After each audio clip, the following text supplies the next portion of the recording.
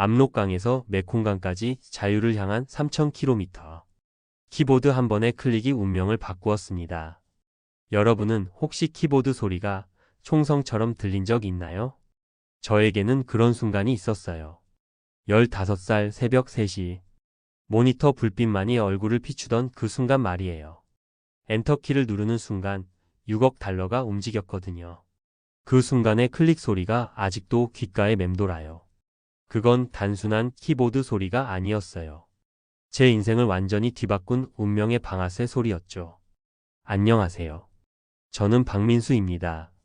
아니, 이제는 김태현이라고 불러야겠네요. 어떤 사람들은 저를 천재 해커라고 부르고 어떤 사람들은 배신자라고 욕하기도 해요. 하지만 지금의 저는 단 하나의 이름으로만 불리고 싶습니다. 자유인이요. 오늘 여러분께 들려드릴 이야기는 제가 어떻게 북한의 사이버 전사에서 한국의 보안 전문가가 되었는지, 그 3000km의 여정에 대한 진실한 고백이에요. 압록강에서 시작해 메콩강을 건너 마침내 자유를 찾기까지의 모든 순간들 말이죠. 혹시 여러분 중에 자유가 뭐야? 그냥 하고 싶은 대로 하는 거 아니야? 라고 생각하시는 분 계신가요? 저도 그렇게 생각했어요. 하지만 진짜 자유는 선택할 수 있는 권리라는 걸 3층 호텔 화장실 창에서 뛰어내리던 그 순간에야 깨달았거든요. 지금부터 제가 어떻게 키보드로 세상을 공격하던 소년에서 키보드로 세상을 지키는 어른이 되었는지, 그 모든 이야기를 솔직하게 들려드릴게요. 때로는 가슴 아프고 때로는 손에 땀이 날 거예요. 하지만 끝까지 들어주신다면 여러분도 분명 깨닫게 될 거예요. 자유란 선택의 다른 이름이라는 걸요. 모든 이야기엔 시작이 있죠. 제 이야기는 평양 만경대 구역의 낡은 아파트, 그 추운 겨울밤에서 시작돼요.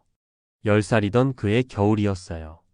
창틀 사이로 스며드는 찬바람에 온 가족이 웅크리고 있던 밤, 갑자기 문을 두드리는 소리가 났어요. 똑똑똑. 3번의 노크 소리가 우리 집 공기를 얼음처럼 얼려버렸죠. 어머니의 손이 사르르 떨리기 시작했어요. 아버지는 조용히 일어나 문 쪽으로 걸어갔고요. 그 순간 저는 뭔가 큰 일이 일어나고 있다는 걸 직감했어요. 어린 마음에도 그 무거운 침묵의 의미를 알 수 있었거든요. 문이 열렸을 때 검은 코트를 입은 2명의 남자가 서 있었어요. 보이부 요원들이었죠. 박민수 학생이 맞습니까? 한 명이 서류를 꺼내 보이며 말했어요. 그 서류에는 제 이름과 함께 낯선 숫자들이 빼곡히 적혀 있었어요. 전국 수학 경시대회 만점, 논리력 테스트 전국 1등, IQ 168. 그리고 마지막 줄에는 특별 선발 대상자라는 빨간 도장이 찍혀 있었죠. 축하합니다. 조선의 미래를 이끌 영재로 선발되셨습니다. 그 말을 들었을 때 가슴이 두근거렸어요. 자랑스럽기도 하고 한편으로는 막연한 두려움도 느꼈거든요. 어머니는 제 손을 꽉 잡으며 떨리는 목소리로 물었어요. 언제까지 다녀와야 하나요? 기간은 미정입니다. 민수가 얼마나 잘하느냐에 달려있죠. 그날 밤 짐을 싸면서 어머니가 제게 작은 목걸이를 걸어주셨어요. 할머니가 물려주신 작은 옥구슬이 달린 목걸이였죠. 힘들 때마다 이걸 만져보렴. 엄마가 항상 민수를 생각하고 있다는 걸 잊지 말고. 그 옥구슬의 차가운 감촉이 아직도 생생해요. 그게 제가 집에서 가져온 마지막 온기였거든요. 다음날 새벽, 검은 승용차가 우리 아파트 앞에 서 있었어요. 뒷좌석에 앉아 창밖을 바라보며 점점 작아지는 어머니의 모습을 봤어요. 그때는 몰랐어요. 그 모습이 진짜 어머니의 마지막 모습이 될 줄은요. 승용차는 평양 시내를 한참 달려 외곽의 어떤 건물 앞에 멈췄어요. 겉보기엔 평범한 교육기관 같았지만 지하로 내려가는 순간 완전히 다른 세상이 펼쳐졌어요. 끝이 보이지 않는 복도, 양쪽 벽면을 가득 채운 서버 렉들, 그리고 푸른 LED들이 규칙적으로 깜빡이는 모습. 제 눈에는 그것들이 마치 밤하늘의 별처럼 아름답게 보였어요. 공기마저 다르더라고요. 뭔가 미래의 냄새가 났거든요. 와! 감탄사가 절로 나왔어요. 그 순간 누군가 제 어깨를 톡 쳤어요. 처음이지? 나도 처음 왔을 때 입이 안 다물어졌어. 돌아보니 저보다 2~3살 많아 보이는 형이 웃고 있었어요. 나중에 안 일이지만 그가 바로 최고의 해커로 불리던 번개 형이었죠. 여긴 뭐 하는 곳이에요? 키보드로 싸우는 전사들을 키우는 곳이야. 너도 이제 우리 중 하나가 되는 거지. 그날 오리엔테이션에서 교장이 한 말이 아직도 생생해요. 여러분은 이제 조선민주주의인민공화국의 사이버 전사입니다. 총알 대신 코드를 쏘고 폭탄 대신 바이러스를 심는 것이 여러분의 임무입니다. 여러분의 키보드 한 번의 타이핑이 적들의 심장을 관통할 것입니다. 그 말을 들었을 때 온몸에 전율이 흘렀어요. 마치 영화 속 주인공이 된 것 같았거든요. 하지만 그때는 몰랐어요. 그 적이라는 게 사실은 저와 별반 다르지 않은 평범한 사람들이라는 걸요. 첫 한 달은 정말 지옥이었어요. 새벽 5시 기상, 밤 12시 취침. 그 사이에는 온갖 프로그래밍 언어들이 제 머리를 파고들었죠. C 언어로 시작해서 어셈블리, 파이썬, 자바스크립트. 머리가 터질 것 같았어요. 특히 암호학 시간이 가장 힘들었어요. RSA 알고리즘의 원리를 이해하려고 밤새 끙끙댔죠. 노트에는 온갖 수학 공식들과 밑줄로 가득했어요. 민수야, 너 이거 이해했어? 룸메이트인 철수 형이 물었을 때 저는 자신 있게 대답했어요. 네, 이제 좀 보이는 것 같아요. 진짜? 그럼 설명해봐. 그렇게 해서 저는 자연스럽게 다른 친구들을 가르치는 역할을 하게 됐어요. 가르치면서 더 많이 배웠고, 더 많이 배우면서 더 깊이 이해했죠.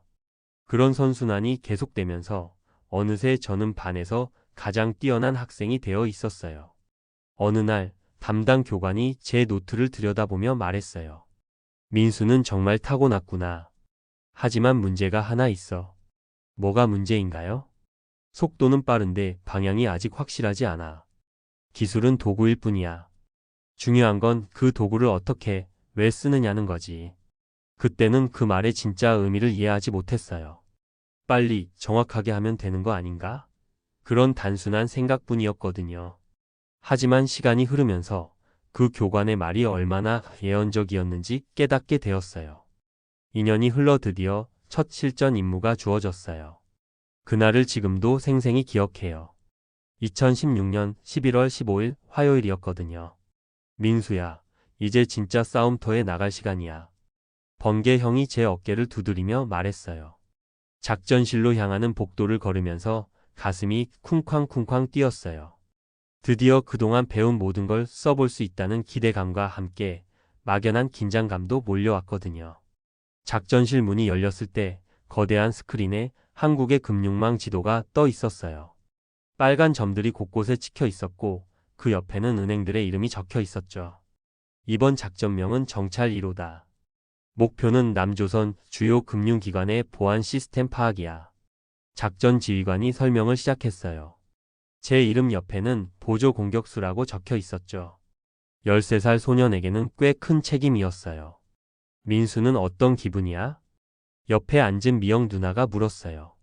미영 누나는 저보다 3살 많았지만 벌써 5번의 작전을 성공시킨 베테랑이었어요. 떨려요. 근데 설레기도 하고요. 그 마음 잊지 마. 처음 마음을 잃으면 기계가 돼버려. 미영 누나의 말이 왜 그렇게 마음에 남았는지 지금 생각해보면 알 것 같아요. 그게 제게 던진 마지막 경고였던 건 아닐까요? 작전이 시작됐어요. 제 역할은 상대방 시스템의 취약점을 찾는 것이었어요. 포트 스캔을 돌리고 SQL 인젝션을 시도하고 버퍼 오버플로우 공격을 준비했죠. 손끝이 바늘처럼 예민해졌어요. 키보드를 두드릴 때마다 마치 피아노를 연주하는 것 같았거든요. 타닥타닥 엔터키를 누르는 순간의 그 긴장감이란. 들어갔다. 제가 방화벽을 뚫었을 때 작전실에서 박수가 터져 나왔어요. 처음으로 남의 시스템에 침입한 순간이었어요. 그 순간의 쾌감은 정말 뭐라고 표현해야 할까요? 마치 거대한 퍼즐을 맞춘 것 같았어요. 잘했어, 민수야. 진짜 천재구나. 모든 사람들의 칭찬이 쏟아졌어요. 그 달콤한 칭찬에 저는 완전히 취해버렸죠. 그때는 몰랐어요. 그 달콤함이 제 마음을 조금씩 마비시키고 있다는 걸요. 그날 밤 기숙사 침대에 누워 천장을 바라보며 생각했어요. 나는 정말 특별한 아이구나. 이런 일을 할 수 있다니. 하지만 마음 한구석에는 이상한 기분도 있었어요. 뭔가 잘못된 걸 한 것 같은 그런 묘한 죄책감이요. 하지만 그런 감정은 다음날 아침이 되면 칭찬의 달콤함에 묻혀버렸어요. 그렇게 저는 점점 더 깊숙이 빠져들어갔어요. 어둠의 세계로요. 시간이 흘러 저는 15살이 되었어요. 그리고 드디어 진짜 큰 작전에 참여하게 됐죠. 번개 작전이라고 불리던, 지금 생각해도 소름이 돋는 그 작전 말이에요. 그해 봄이었어요. 벚꽃이 피던 4월, 작전실에 소집 명령이 떨어졌어요. 평소보다 훨씬 많은 사람들이 모여 있었고 분위기도 사뭇 달랐어요. 뭔가 역사적인 일이 벌어질 것 같은 긴장감이 감돌았거든요. 이번 작전은 지금까지와는 차원이 다르다. 작전 지휘관의 목소리에도 평소와 다른 무게감이 실려 있었어요. 거대한 스크린에 뜬 건 해외 암호화폐 거래소의 로그인 화면이었어요. 목표는 크립토 캐피털 익스체인지. 현재 약 1만 5천 BTC가 보관되어 있고 시가총액으로는 약 6억 달러에 해당한다. 6억 달러. 그 숫자를 들었을 때 온몸에 소름이 돋았어요. 제가 지금까지 본 돈 중에 가장 큰 액수였거든요. 민수야, 이번엔 내가 주공이야. 번개 형이 제 이름을 불렀을 때 모든 시선이 저에게 쏠렸어요. 주공이라니. 15살 소년에게는 감당하기 힘든 책임감이었어요. 하지만 동시에 엄청난 자부심도 느꼈죠. 할 수 있어요. 제가 대답했을 때 형의 눈에서 믿음직한 미소를 볼 수 있었어요. 준비 기간은 3개월이었어요. 그 3개월 동안 저는 완전히 다른 사람이 되었어요. 해당 거래소의 모든 시스템을 분석했고 직원들의 SNS까지 샅샅이 뒤져봤어요. 소셜 엔지니어링 기법을 동원해 가짜 이메일을 만들고 피싱 사이트를 구축했죠. 밤마다 모니터 앞에 앉아 코드를 짜는 제 모습을 보면 마치 악마와 계약을 맺은 것 같았어요.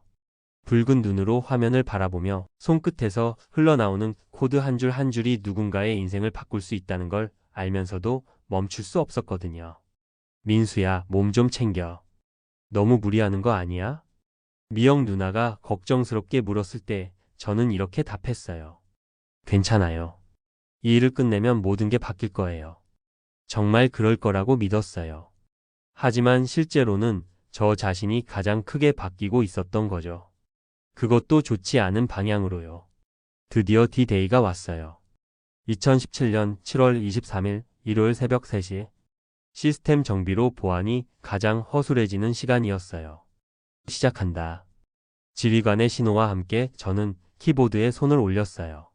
그 순간 온 세상이 조용해졌어요. 제 심장 소리와 키보드 소리만이 작전실을 채웠죠. 첫 번째 방화벽 돌파.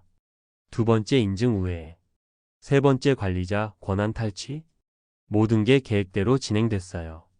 마치 완벽하게 짜인 시나리오를 따라가는 것 같았거든요. 그리고 마침내 그 순간이 왔어요. 프라이빗 키가 화면에 떠올랐을 때 작전실이 숨을 죽였어요. 엔터를 눌러 민수야. 번개 형의 목소리가 들렸어요. 손가락이 엔터키 위에서 잠깐 멈췄어요. 그 짧은 순간 이상한 생각이 스쳤어요. 이거 정말 해도 되는 걸까? 하지만 그 의문은 금세 사라졌어요. 모든 사람들의 기대 어린 시선이 느껴졌거든요. 엔터. 클릭. 그 한 번의 소리와 함께 1만 2천 BTC가 이동하기 시작했어요.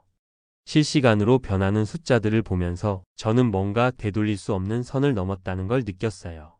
성공이다. 6억 달러. 작전실이 환호로 뒤덮였어요. 모든 사람들이 저를 향해 박수를 쳤고 제 어깨를 두드렸어요. 그 순간만큼은 정말 영웅이 된 기분이었어요. 하지만 그날 밤 혼자 침대에 누워 있을 때 이상한 기분이 들었어요. 뭔가 텅 빈 것 같은 허전한 느낌이었어요. 분명 모든 사람들이 저를 칭찬했고 큰 성공을 거뒀는데도 말이에요. 지금 생각해보면 그때 느꼈던 그 허전함이 제 양심의 마지막 신호였던 것 같아요. 하지만 당시에 저는 그 신호를 무시했죠. 그리고 그 대가를 혹독하게 치르게 됐어요. 번개 작전의 성공 이후 제 인생은 완전히 달라졌어요. 하루아침에 저는 국가적 영웅이 되었거든요. 그 다음 주 월요일이었어요. 평소처럼 교육을 받고 있는데 갑자기 고급 승용차 한 대가 학교 앞에 서더라고요. 검은 정장을 입은 남자가 내려와 저를 불렀어요. 박민수 동지 모시러 왔습니다. 어디로요? 가시면 아실 겁니다. 그렇게 해서 탄 차는 평양 시내를 관통해 유경호텔로 향했어요. 그 거대한 삼각형 건물을 올려다볼 때 마치 하늘에 닿을 것 같은 느낌이 들었어요. 엘리베이터가 꼭대기층에 멈췄을 때 제 심장도 함께 멈춘 것 같았어요. 문이 열렸을 때 보인 건 평양 시내를 한눈에 내려다 볼 수 있는 거대한 창문과 그 앞에 서 있는 한 사람의 뒷모습이었어요. 우리의 어린 영웅이 왔구나. 그 사람이 돌아섰을 때 저는 다리에 힘이 빠져서 거의 넘어질 뻔했어요. 교과서와 신문에서만 보던 그 얼굴이 제 바로 앞에 있었거든요. 원수님. 겨우 말을 꺼낼 수 있었어요. 그분은 미소를 지으며 제 어깨에 손을 올렸어요. 그 순간의 무게감이란 마치 온 세상의 무게가 어깨에 올라온 것 같았어요. 15살에 6억 달러를 움직였다고? 대단하구나. 그분의 칭찬을 듣는 순간 저는 완전히 다른 세계에 있는 것 같았어요. 이게 꿈인지 현실인지 구분할 수 없을 정도였거든요. 앞으로 더 큰 일들을 맡길 생각이야. 준비가 되어 있나? 네, 언제든지 준비되어 있습니다. 그날 이후 제 삶은 완전히 바뀌었어요.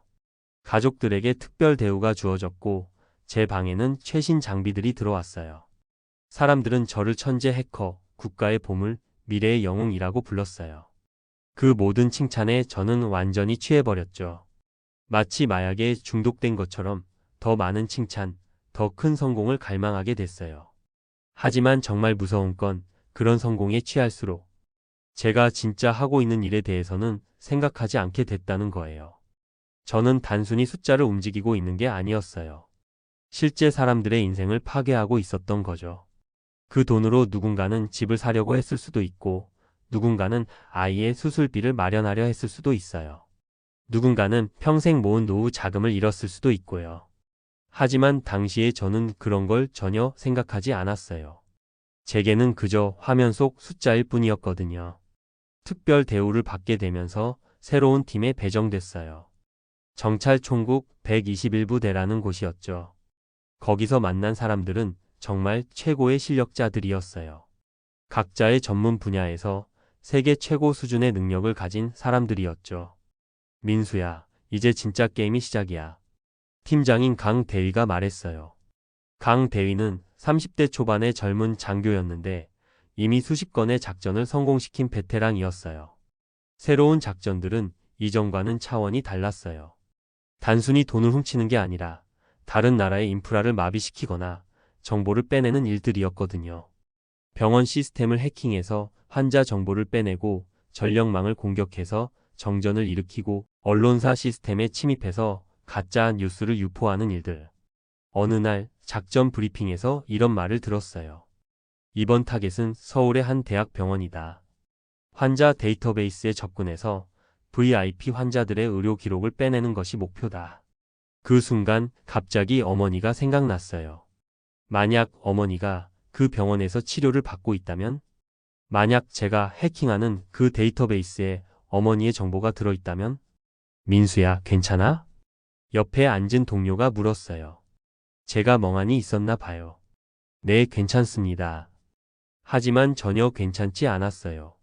처음으로 제가 하는 일에 대해 진지하게 생각하기 시작했거든요. 그날 밤 혼자 남아서 작전 계획서를 보고 있는데 갑자기 눈물이 났어요. 왜 눈물이 나는지 스스로도 이해할 수 없었어요.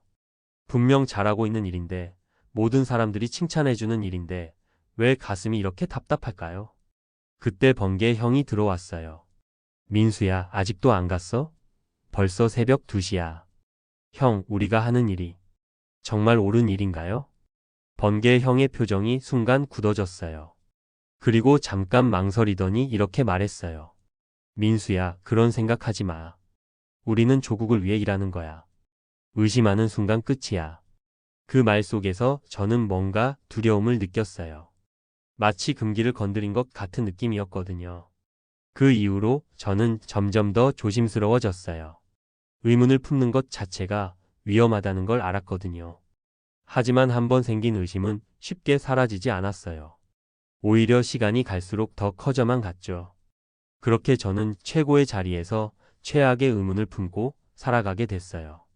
겉으로는 성공한 천재 해커였지만 속으로는 점점 더 깊은 혼란에 빠져들고 있었던 거죠. 2018년 가을이었어요. 단풍이 붉게 물들던 그 계절에 제 인생의 첫 번째 균열이 생겼어요. 그날도 평범한 하루였어요. 새로운 작전 계획을 짜고 있는데 갑자기 사무실 문이 열렸어요. 교육 담당관이 들어오더니 제게 작은 편지 한 통을 건네줬어요. 집에서 온 편지야. 검열은 이미 끝났으니까 읽어봐도 돼. 어머니의 편지였어요. 3년 만에 받는 첫 번째 편지였죠. 편지를 받는 순간 갑자기 어린 시절의 기억들이 물밀듯이 밀려왔어요. 어머니가 목걸이를 걸어주시던 그 따뜻한 손길, 마지막으로 본 어머니의 눈물 어린 모습. 손이 떨렸어요. 봉투를 뜯는 것조차 조심스러웠거든요. 3년 동안 어머니가 어떻게 지내셨을까? 건강하신가? 저를 원망하지는 않으실까? 온갖 생각들이 머릿속을 맴돌았어요. 편지를 펼쳤을 때 어머니의 익숙한 글씨가 보였어요. 하지만 예전보다 훨씬 떨리는 글씨였어요. 민수야, 엄마다. 내가 잘하고 있다는 소식을 들었어. 정말 자랑스럽구나. 하지만 엄마는 걱정이 많이 돼. 요즘 동네에서 이상한 소문들이 돌고 있어. 컴퓨터로 나쁜 일을 하는 아이들이 있다는 얘기를 들었는데. 설마 우리 민수는 그런 일에 관련된 건 아니겠지? 민수야, 엄마가 내게 바라는 건 단 하나야. 착한 사람이 되는 것. 아무리 뛰어나고 대단한 일을 한다고 해도 남에게 피해를 주는 일이라면 그건 잘못된 거야. 할머니가 물려주신 그 목걸이 아직 가지고 있니? 힘들 때마다 그걸 만져보렴. 그리고 기억해. 엄마는 언제나 민수를 사랑한다는 걸. 편지를 다 읽었을 때 제 얼굴에는 눈물이 흘러내리고 있었어요. 동료들이 이상하게 쳐다볼까 봐 급히 화장실로 뛰어갔죠. 거울 속에 제 모습을 보는 순간 충격을 받았어요. 언제부터인가 제 눈에서 온기가 사라져 있었거든요. 차갑고 날카로운 마치 기계 같은 눈이 되어 있었어요. 내가 언제부터 이렇게 변했지? 목에 걸린 할머니의 목걸이를 만져봤어요. 예전처럼 따뜻하지 않았어요. 아니, 제 손이 차가워진 건지도 모르겠어요. 그날 밤 침대에 누워 어머니의 편지를 다시 읽었어요. 착한 사람이 되라는 그 말이 가슴에 비수처럼 꽂혔어요. 저는 과연 착한 사람인가? 제가 하는 일이 정말 옳은 일인가? 처음으로 진지하게 생각해 봤어요. 제가 해킹한 그 병원에서 치료받던 환자들, 제가 훔친 돈의 주인들, 제가 마비시킨 시스템 때문에 피해를 본 사람들. 그들도 다 어머니처럼 소중한 사람들이겠죠. 다음 날부터 저는 달라지기 시작했어요. 작전 브리핑을 들을 때마다 이상한 기분이 들었어요. 마치 제가 가해자가 된 것 같은 느낌이었거든요. 민수야, 요즘 상태가 이상한데? 집중이 안 되는 것 같아. 강 대위가 걱정스럽게 물었을 때 저는 거짓말을 했어요. 아니에요. 그냥 좀 피곤해서요. 하지만 피곤한 게 아니었어요. 제 양심이 깨어나고 있었던 거죠. 3년 동안 잠들어 있던 양심이 어머니의 편지 한 통으로 다시 살아난 거예요. 그 이후로 저는 점점 더 힘들어졌어요. 키보드를 두드릴 때마다 가슴이 아팠고 성공한 작전에도 기쁨보다는 죄책감이 더 컸어요. 어느 날 새로운 작전 계획을 보다가 깜짝 놀랐어요. 타겟이 바로 제가 다니던 초등학교였거든요. 학교 시스템을 해킹해서 학생들의 개인정보를 빼내는 작전이었어요. 그 순간 저는 확신했어요. 이제 그만해야겠다고요. 하지만 그게 얼마나 위험한 생각인지 그때는 미처 몰랐어요. 어머니의 편지 이후 저는 완전히 다른 사람이 되어가고 있었어요. 겉으로는 여전히 뛰어난 해커였지만 속으로는 탈출을 꿈꾸는 죄수가 되어 있었죠. 2019년 봄 특별한 기회가 왔어요. 중국 선양에서 열리는 국제사이버 보안 컨퍼런스에 참가하게 된 거예요. 북한의 우수한 인재로서 참가하는 것이었지만 저에게는 바깥 세상을 볼 수 있는 첫 번째 기회였어요. 민수야, 이번 출장은 정말 중요해. 절대 실수하면 안 돼. 출발 전날 강 대위가 신신당부했어요. 하지만 제 머릿속에는 이미 다른 계획이 자리 잡고 있었어요. 비행기에서 내려 선양공항에 발을 디뎠을 때의 그 느낌을 잊을 수가 없어요. 공기마저 다르게 느껴졌거든요. 뭔가 자유로운 냄새가 났어요. 컨퍼런스 첫날, 저는 세계 각국의 보안 전문가들을 만났어요. 그들이 하는 얘기를 들으면서 충격을 받았어요. 그들은 해킹을 막는 일을 하고 있었거든요. 제가 하는 일과는 정반대였어요. 당신은 어떤 일을 하시나요? 한 미국인 엔지니어가 물었을 때 저는 대답할 수 없었어요. 저는 여러분 같은 사람들을 공격하는 일을 합니다. 라고 할 수는 없었거든요. 점심시간에 몰래 호텔을 빠져나왔어요. 감시자들의 눈을 피해 근처 인터넷 카페로 향했죠. 살짝 스릴도 있었지만 무엇보다도 자유롭다는 느낌이 들었어요. 인터넷 카페에 들어가 컴퓨터 앞에 앉았을 때 정말 새로운 세상이 열렸어요. 구글, 유튜브, 페이스북. 지금까지 들어보기만 했던 사이트들이 눈앞에 펼쳐진 거예요. 처음에는 그냥 신기해서 이것저것 클릭해봤어요. 하지만 점점 더 심각한 것들을 발견하기 시작했어요. 북한에 대한 뉴스들, 탈북자들의 증언, 그리고 제가 속한 조직에 대한 기사들이었어요. 레저러스 그룹프, 북한 해커 조직의 정체, 사이버 테러리스트들의 실체, 병원 시스템 해킹으로 환자들이 위험해. 기사를 읽으면서 온몸이 떨렸어요. 제가 얼마나 끔찍한 일을 해왔는지 처음으로 정확히 알게 된 거죠. 그동안 저는 숫자와 코드만 보고 있었는데 실제로는 수많은 사람들의 인생을 망치고 있었던 거예요. 특히 충격적이었던 건 병원 해킹 기사였어요.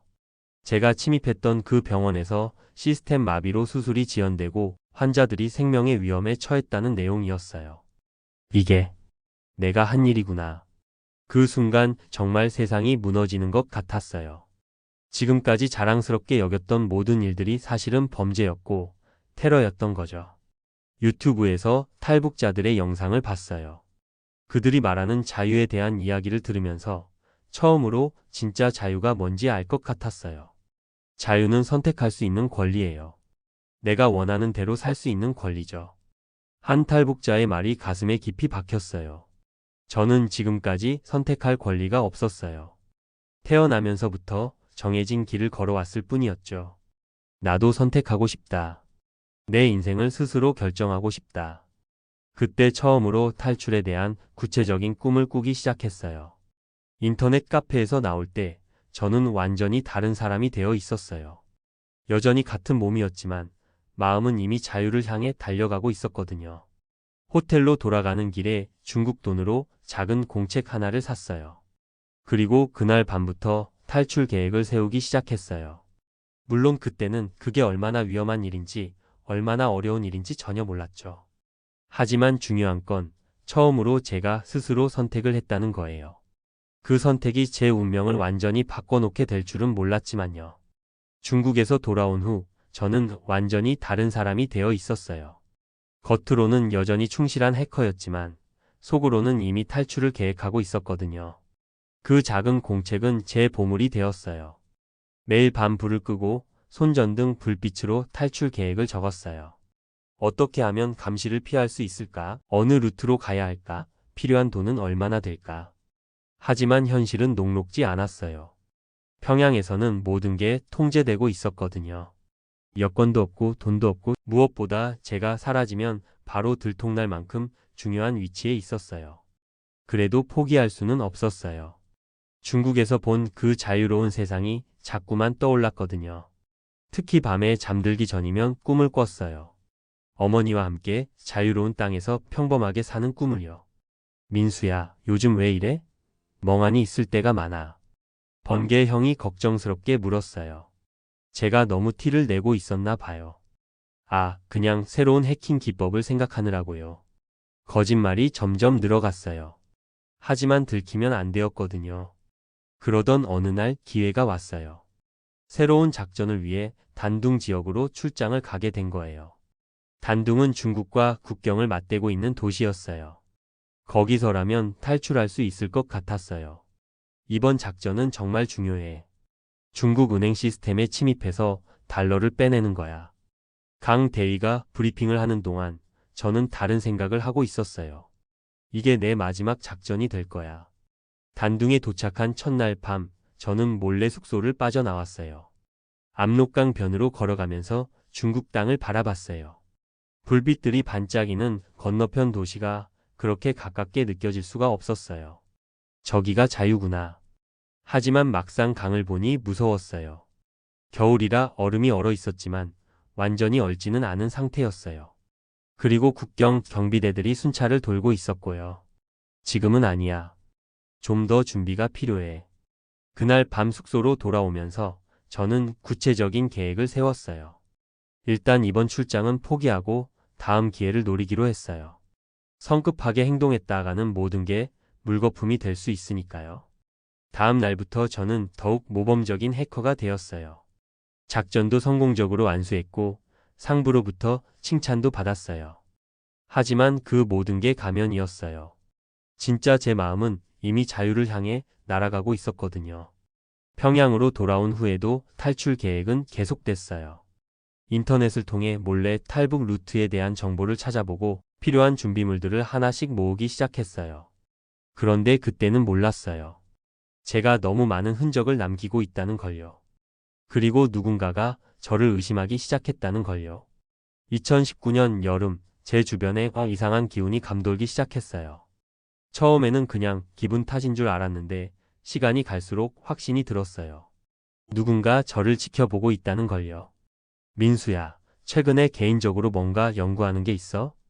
강 대위가 갑자기 물었을 때 저는 깜짝 놀랐어요. 하지만 최대한 자연스럽게 대답했죠. 아니요, 별로요. 왜 그러시는데요? 네트워크 사용 기록을 보니까 좀 이상한 패턴이 있어서 업무와 관련 없는 검색들이 많더라고. 그 순간 온몸에 소름이 돋았어요. 제가 얼마나 위험한 줄타기를 하고 있었는지 깨달았거든요. 아, 그냥 새로운 해킹 기법들을 공부하고 있어서 그럴 거예요. 그래? 그럼 됐고. 아, 그런데 민수야. 네? 요즘 좀 조심해. 상부에서 내부 보안 검열이 강화됐거든. 괜한 오해 받지 않도록 조심하라고. 그 말은 경고였어요. 누군가 저를 의심하고 있다는 신호였죠. 그날 이후로 저는 더욱 조심스럽게 행동했어요. 하지만 이미 늦었을지도 모른다는 불안감이 계속 저를 괴롭혔어요. 며칠 후 결정적인 사건이 일어났어요. 제 책상 서랍이 뒤져진 흔적을 발견한 거예요. 물론 탈출 계획서는 다른 곳에 숨겨놨지만 그래도 끔찍했어요. 이제 정말 위험해졌구나. 점심시간에 번개 형과 둘이 있을 때 조심스럽게 물어봤어요. 형, 혹시 최근에 내부 조사 같은 게 있었나요? 번개 형의 표정이 급격히 바뀌었어요. 민수야, 왜 그런 걸 물어봐? 뭔가 찔리는 게 있어? 아니에요. 그냥 분위기가 이상해서요. 번개 형은 한참을 저를 바라보더니 이렇게 말했어요. 민수야, 형이 하나만 물어볼게. 너 혹시 이상한 생각하고 있는 거 아니지? 그 순간 저는 확신했어요. 번개 형도 저를 의심하고 있다는 걸요. 아니, 어쩌면 저를 감시하라는 지시를 받았을지도 모르죠. 무슨 이상한 생각요? 저는 그냥 조국을 위해 열심히 일하고 있는데요. 그래, 그렇겠지. 우리 민수가 그런 애는 아니니까. 하지만 번개 형의 눈빛은 예전 같지 않았어요. 의심의 그림자가 서려 있었거든요. 그날 밤 저는 중대한 결정을 내렸어요. 더 이상 기다릴 수 없다고 생각했어요. 들킬 바에는 차라리 지금 당장 도망치는 게 낫겠다고 생각했죠. 하지만 그게 얼마나 무모한 결정인지는 나중에야 깨달았어요. 중국에서 돌아온 후 저는 완전히 다른 사람이 되어 있었어요. 겉으로는 여전히 충실한 해커였지만 속으로는 이미 탈출을 계획하고 있었거든요. 그 작은 공책은 제 보물이 되었어요. 매일 밤 불을 끄고 손전등 불빛으로 탈출 계획을 적었어요. 어떻게 하면 감시를 피할 수 있을까? 어느 루트로 가야 할까? 필요한 돈은 얼마나 될까? 하지만 현실은 녹록지 않았어요. 평양에서는 모든 게 통제되고 있었거든요. 여권도 없고 돈도 없고 무엇보다 제가 사라지면 바로 들통날 만큼 중요한 위치에 있었어요. 그래도 포기할 수는 없었어요. 중국에서 본 그 자유로운 세상이 자꾸만 떠올랐거든요. 특히 밤에 잠들기 전이면 꿈을 꿨어요. 어머니와 함께 자유로운 땅에서 평범하게 사는 꿈을요. 민수야, 요즘 왜 이래? 멍하니 있을 때가 많아. 번개 형이 걱정스럽게 물었어요. 제가 너무 티를 내고 있었나 봐요. 아, 그냥 새로운 해킹 기법을 생각하느라고요. 거짓말이 점점 늘어갔어요. 하지만 들키면 안 되었거든요. 그러던 어느 날 기회가 왔어요. 새로운 작전을 위해 단둥 지역으로 출장을 가게 된 거예요. 단둥은 중국과 국경을 맞대고 있는 도시였어요. 거기서라면 탈출할 수 있을 것 같았어요. 이번 작전은 정말 중요해. 중국 은행 시스템에 침입해서 달러를 빼내는 거야. 강 대위가 브리핑을 하는 동안 저는 다른 생각을 하고 있었어요. 이게 내 마지막 작전이 될 거야. 단둥에 도착한 첫날 밤, 저는 몰래 숙소를 빠져나왔어요.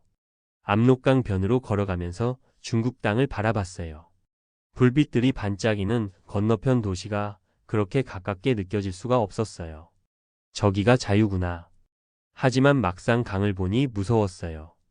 겨울이라 얼음이 얼어 있었지만 완전히 얼지는 않은 상태였어요. 그리고 국경 경비대들이 순찰을 돌고 있었고요. 지금은 아니야. 좀 더 준비가 필요해. 그날 밤 숙소로 돌아오면서 저는 구체적인 계획을 세웠어요. 일단 이번 출장은 포기하고 다음 기회를 노리기로 했어요. 성급하게 행동했다가는 모든 게 물거품이 될 수 있으니까요. 다음 날부터 저는 더욱 모범적인 해커가 되었어요. 작전도 성공적으로 완수했고 상부로부터 칭찬도 받았어요. 하지만 그 모든 게 가면이었어요. 진짜 제 마음은 이미 자유를 향해 날아가고 있었거든요. 평양으로 돌아온 후에도 탈출 계획은 계속됐어요. 인터넷을 통해 몰래 탈북 루트에 대한 정보를 찾아보고 필요한 준비물들을 하나씩 모으기 시작했어요. 그런데 그때는 몰랐어요. 제가 너무 많은 흔적을 남기고 있다는 걸요. 그리고 누군가가 저를 의심하기 시작했다는 걸요. 2019년 여름, 제 주변에 이상한 기운이 감돌기 시작했어요. 처음에는 그냥 기분 탓인 줄 알았는데 시간이 갈수록 확신이 들었어요. 누군가 저를 지켜보고 있다는 걸요. 민수야, 최근에 개인적으로 뭔가 연구하는 게 있어? 강 대위가 갑자기 물었을 때 저는 깜짝 놀랐어요. 하지만 최대한 자연스럽게 대답했죠. 아니요, 별로요. 왜 그러시는데요? 네트워크 사용 기록을 보니까 좀 이상한 패턴이 있어서 업무와 관련 없는 검색들이 많더라고. 그 순간 온몸에 소름이 돋았어요. 제가 얼마나 위험한 줄타기를 하고 있었는지 깨달았거든요. 아, 그냥 새로운 해킹 기법들을 공부하고 있어서 그럴 거예요. 그래? 그럼 됐고. 아, 그런데 민수야. 네? 요즘 좀 조심해. 상부에서 내부 보안 검열이 강화됐거든. 괜한 오해 받지 않도록 조심하라고. 그 말은 경고였어요. 누군가 저를 의심하고 있다는 신호였죠.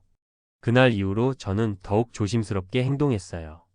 하지만 이미 늦었을지도 모른다는 불안감이 계속 저를 괴롭혔어요. 며칠 후 결정적인 사건이 일어났어요.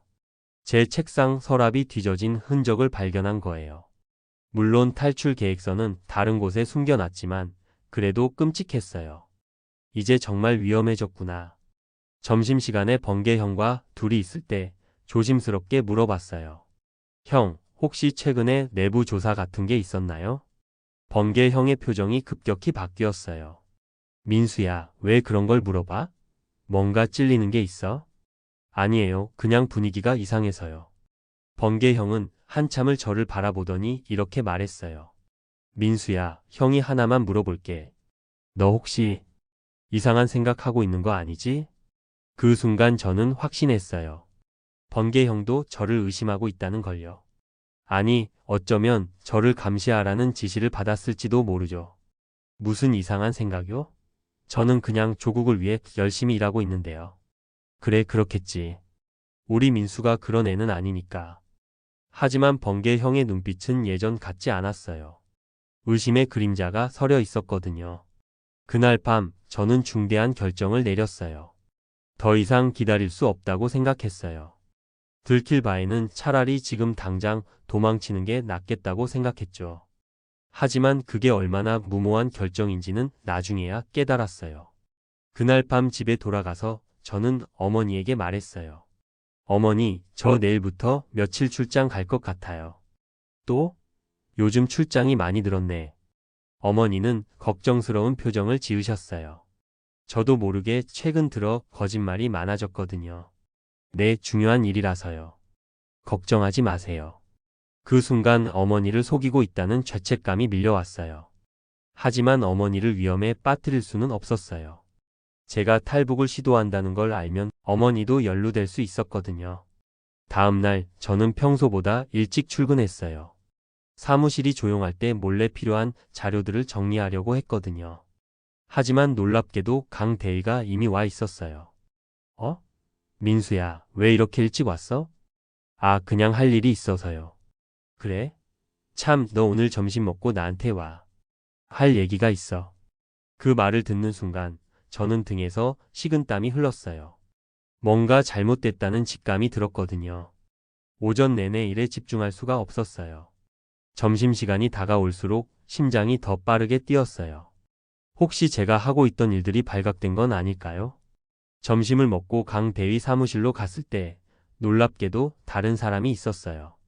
정치보위부 제복을 입은 남자였어요. 민수야, 앉아. 이분은 정치보위부에서 오신 리 참사님이야. 그 순간 제 머릿속이 하얘졌어요.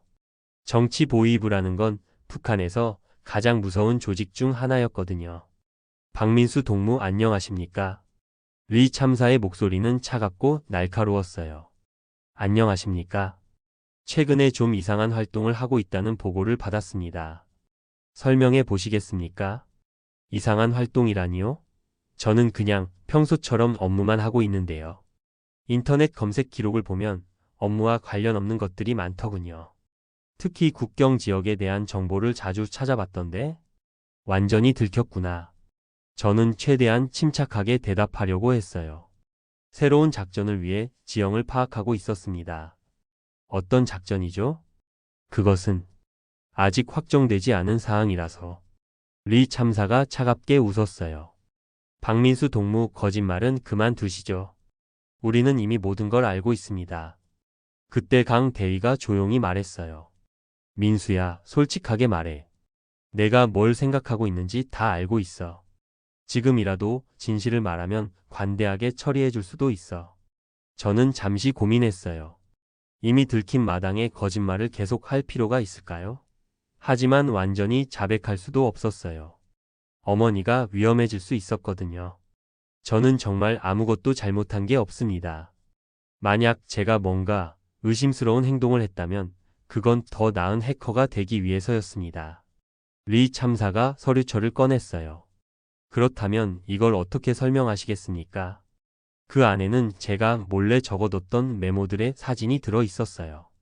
탈출 경로, 필요한 물품들, 심지어 중국 돈의 환율까지. 그 순간 저는 모든 게 끝났다는 걸 깨달았어요.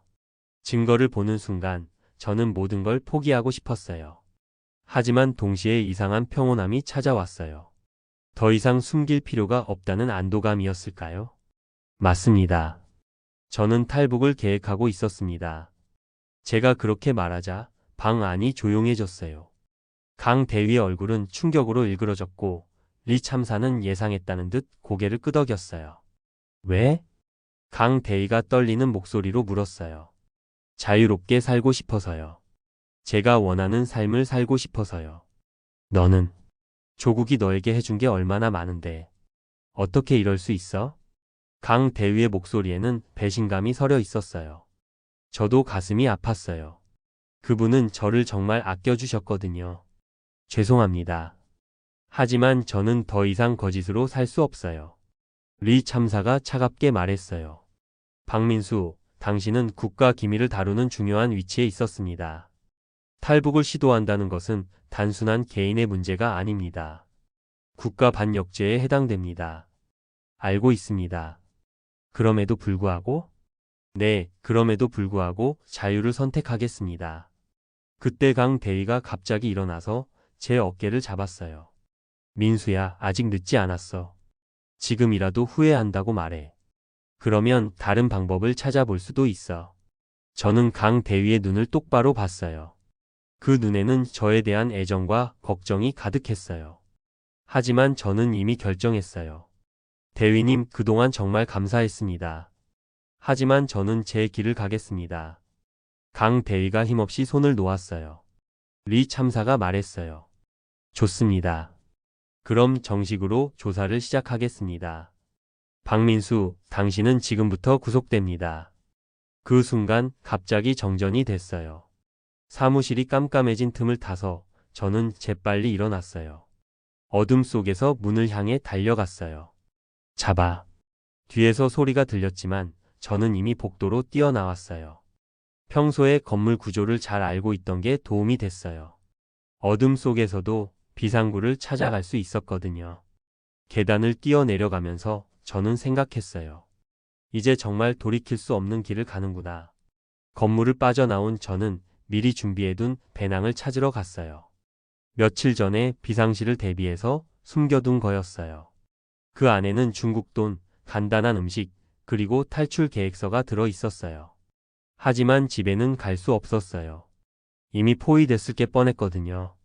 어머니에게 안부 인사도 제대로 못한 채 떠나야 한다는 게 가장 가슴 아팠어요. 어머니 미안해요. 언젠가 다시 만날 수 있을 거예요. 밤이 되자 저는 미리 계획해둔 대로 압록강으로 향했어요. 겨울이라 강이 얼어 있을 거라고 생각했는데 생각보다 얼음이 얇았어요. 강변에 도착했을 때 저는 잠시 망설였어요. 정말 건널 수 있을까? 혹시 빠져 죽는 건 아닐까? 하지만 뒤돌아갈 수는 없었어요. 이미 모든 걸 걸었으니까요. 첫 발을 얼음 위에 올려놨을 때 얼음이 삐걱거리는 소리가 들렸어요. 무서웠지만 계속 걸어갔어요. 한 발 한 발씩 조심스럽게. 얼음 위를 걷는 것은 생각보다 훨씬 어려웠어요.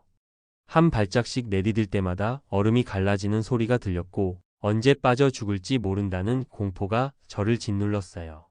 하지만 뒤돌아보니 멀리서 손전등 불빛이 보였어요. 추격자들이 온 거였어요. 더 빨리 가야 해. 공포가 용기를 이겼어요. 저는 조금씩 발걸음을 빨리 했어요.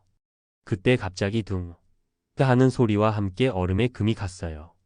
차가운 물이 신발 속으로 스며들기 시작했어요. 이제 정말 죽는구나.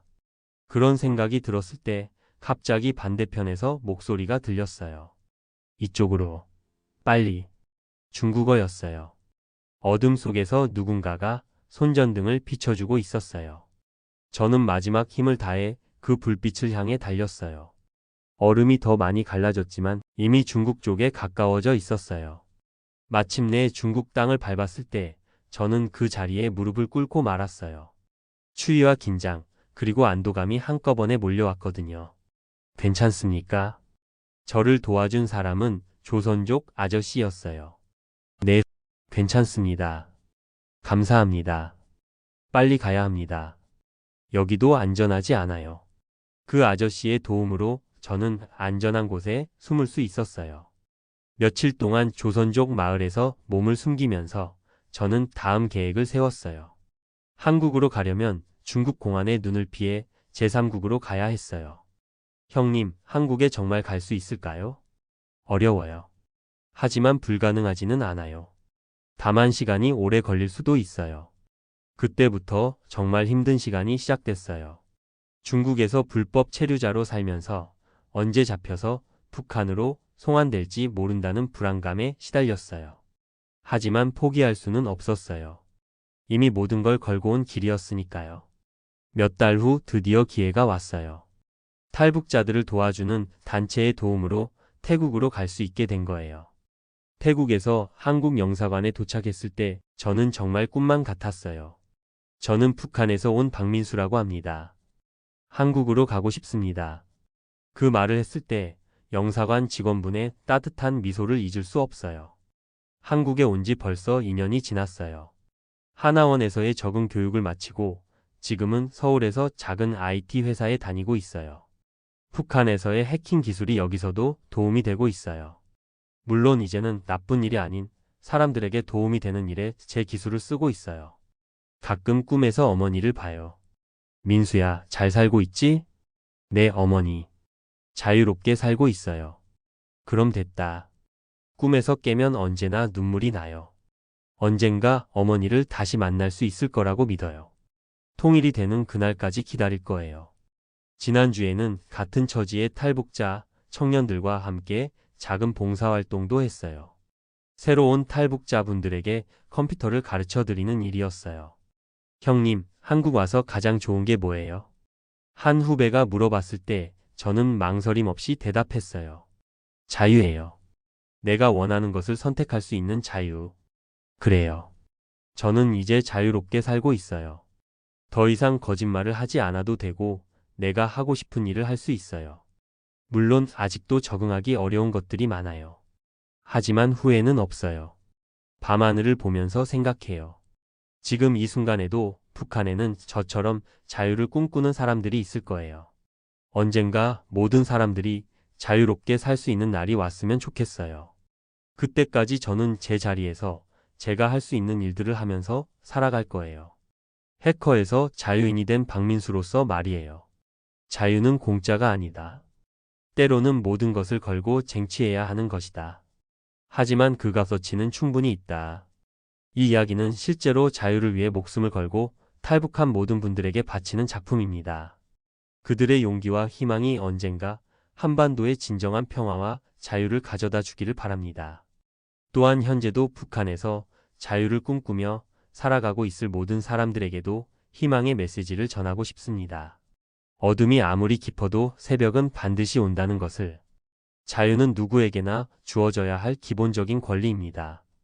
언젠가 한반도 전체에 진정한 자유의 바람이 불기를 간절히 바랍니다. 시청해 주셔서 감사드립니다. 대한민국에 온 것을 응원하신다면 구독과 댓글을 남겨주세요.